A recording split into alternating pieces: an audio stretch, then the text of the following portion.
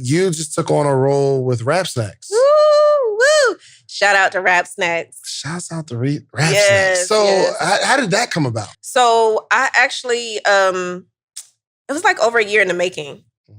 When I originally reached, so I have no connections to anyone at Rap Snacks. It's not like I have a cousin there, a friend there, nothing. It's just a brand that I saw years ago. And I was just like, this is dope. Like, this concept is really, really dope. It just resonated with me. So when I would see the rappers and, moguls on these chip bags, I was like, I'm up and coming. You know what I'm saying? Like, maybe I could shoot my shot.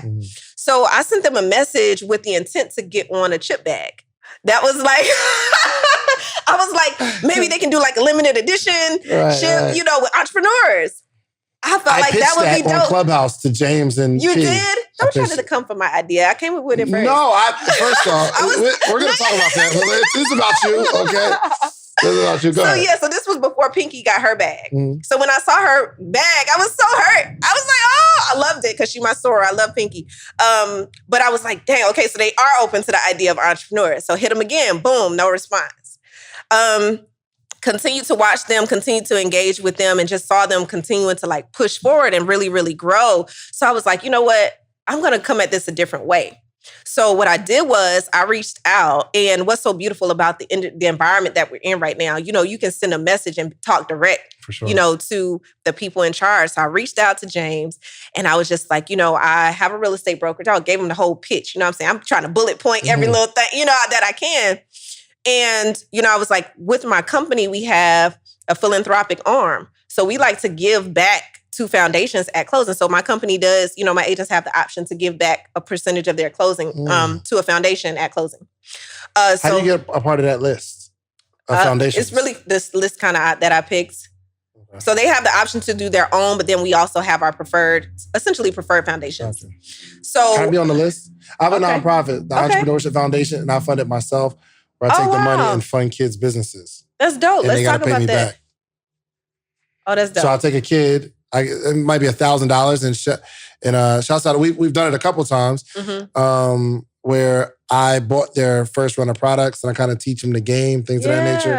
If I give $1,000, I teach them to go get the money and pay me back, and not that I need the money, but I'm trying to teach them, like, it's not like interest or nothing, but if somebody gives you money, you pay them back first, you manage the money right, and then you keep growing. That's great. And it's so dope because I just feel like I'm a part of the journey. And then we take that same $1,000 and we give it to another kid. And we go through that process again. So that's really dope. Yeah. But I funded myself, so it's not like I haven't like asked anybody for money. Okay. So, but anyway, go ahead. Well, we can definitely talk about that, what that looks like. For sure. So I reached out and I was like, I would love to partner with the foundation.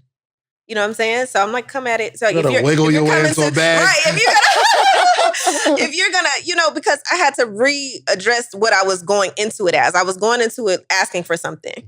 But when you're going at something that big, you have to come with a heart to give. And that's my natural inclination, but I just thought that would be a dope spinoff of what they were already doing. But I'm like, no, let me go with the giving aspect. Like, let me give them something and then maybe. And that was the door that became open. So, one person to the next person to, Wise, shout out to Wise and James, and Master P for the opportunity. Ended up speaking to Wise, had a few meetings, boom, boom, boom. We talked. He's like, you need to fly out here. You know what I mean? So we met first, face-to-face, really kind of ironed out our ideas. He pitched the Buy Our Blocks incubator that he has going on. So basically, it's an entrepreneurship incubator under the foundation. I'm a part of the real estate arm of that. So the goal is to teach young people about real estate. So essentially, when you buy real estate as your primary residence, it's only really an investment if you buy it early. If you're 50 and you purchase your first home on a 30-year mortgage, you're 60 in 10 years. You're 70 in 20 years. You're not going to want to be, playing with your equity. You know what I mean? That's going to be the last house you ever buy. You're not able to really leverage it as a tool. It's more of just, a payment at that point. So we're trying to bring that age gap down. lower so that people can actually buy a first home, then a second home, and maybe even a third home, and really take advantage of the equity in the properties, versus just buying it because, now I want to buy a house. Right. Let's use it, because other communities use real estate. Like, I think a lot of times our culture get caught up in like, my first house has to be my dream house, versus if we were really taught at a younger age, coming out of college or something like that, when our credit is the best, and purchase just a house that we can rent out, and we start building that up earlier, the wealth gap wouldn't be so large. And obviously we had redlining and things like that hurt us. But now that we're more educated, like, let's give back so that the next generation can start to use that strategy. So explain redlining real quick.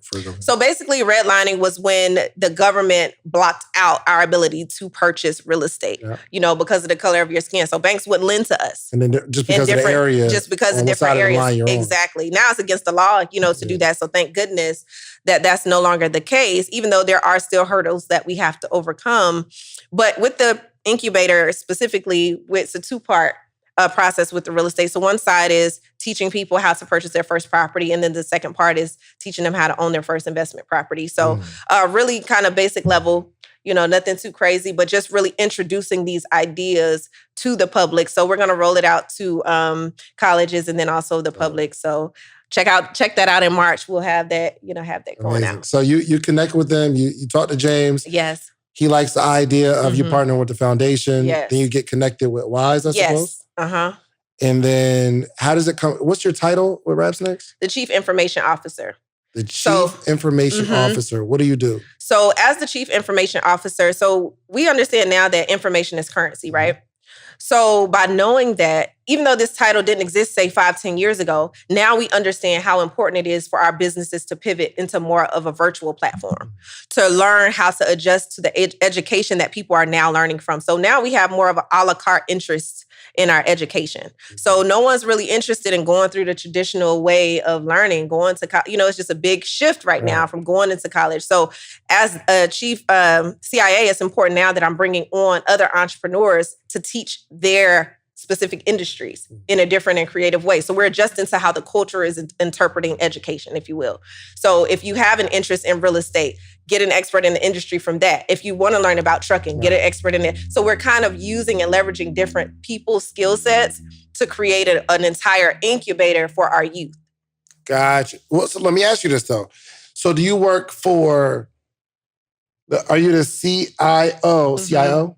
Yes. CIO of Raps Next or the foundation? The foundation. So the foundation is my baby, yes. Gotcha. So it's your goal to grow the foundation. The foundation's relationships. Gotcha, in terms of educating our youth. Absolutely. And that's why the EYL podcast was so important to get them connected, because we really want to get the message out about the brand and what, amazing things that they have going on. Like, I'm extremely proud of them. Like, the chip bag is literally the tip of the iceberg.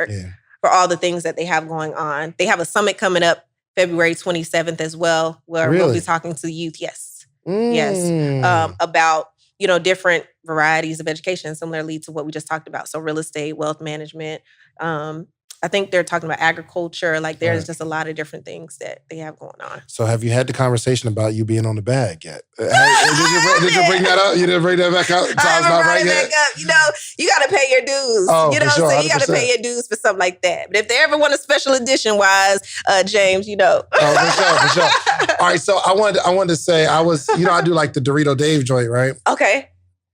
And I'm like, for one, a million people tag me like, yo, you should do Raps Next, they black owned. Okay. Because Doritos ain't black. I do love Doritos, but I don't know the company, but and it rhymes with Dave, Dorito Dave. Yeah, Dorito Dave, yeah. So first off, you just got to talk to James because he's super busy. Yeah. And when I was at the office, he's like, yeah, I got you. James is the coolest person on the planet. Like, super cool. He's the coolest. But I'm trying to reach out to him, and so but you my plug. So but I didn't want anything. I don't want anything in terms of like a money. Yeah. Because I was like, yo, they had all those boxes of Raps Next. I was like, yo, I'll buy a box. Just give me a box and I'm gonna make some videos and you're gonna like it. It's gonna be a dope way to get the information and the message behind the rap snacks out because I'm dope at this. You are dope at this. You are. So you can call James after this. I'll call James. That's what's up. Okay, so how do you balance those? So you're the chief information officer for Rap Snacks, which is an amazing company, which is, I bet the network is awesome because you get to like just hang out with Master P and James and Wise and Tell It. That's crazy. Yeah. And then you have your brokerage, which you're responsible for, not responsible, but kind of responsible for the success of 58, 59 agents right now. How do you balance that? So you have to hire. So I have an executive assistant. For which side? For Williams & Co. Williams & Co. Yeah, Gotcha. so Williams & Co. I also have brought on an associate broker who helps me. And then I have a leadership team. So I have agents who are top producing agents who basically help with the onboarding of new agents. So they essentially act as mentors to the new agents that come on board. So that's why I have to really put checks and balances with regard to my growth, because I really could be larger than what I am, but I try to grow based on how much I can handle. Because to me, I don't want the quality of my service to go down. So even every agent that I interview, I don't bring on. Because if it's not a right cultural fit, because I feel like you can train people on sales, but you can't train personalities. Give me an example of somebody you was like, nah, you're not a good fit. It was an agent who I interviewed who just really had a bad attitude, if that makes it. It was like, came in with like this, like, okay, so what do y'all do? All right, so, well, I need this. And it's just like, no. You have to come into it with an open mind, be trainable, be teachable. You know what I mean? I've had an older agent who kind of talked to me like I was her child because she's older. But, and I haven't faced that too much, surprisingly, which is great because I have agents that are older than me on my team and it's all respect. It's all love. So I've kind of had those two instances for sure that just, stick out to me. But I also just won't if I feel like they don't have the juice. You know what I'm saying? It's just something about the juice that, you can tell someone who's a brand new agent and they have a passion to win. But if you're a new agent, it's just like, oh, yeah, I got my license because my friend, told me I should get it. And, no. So you're not into babysitting? No. No, not at all. Facilitating, training, coaching, yes. but not babysitting. Not babysitting. That's amazing. That's amazing.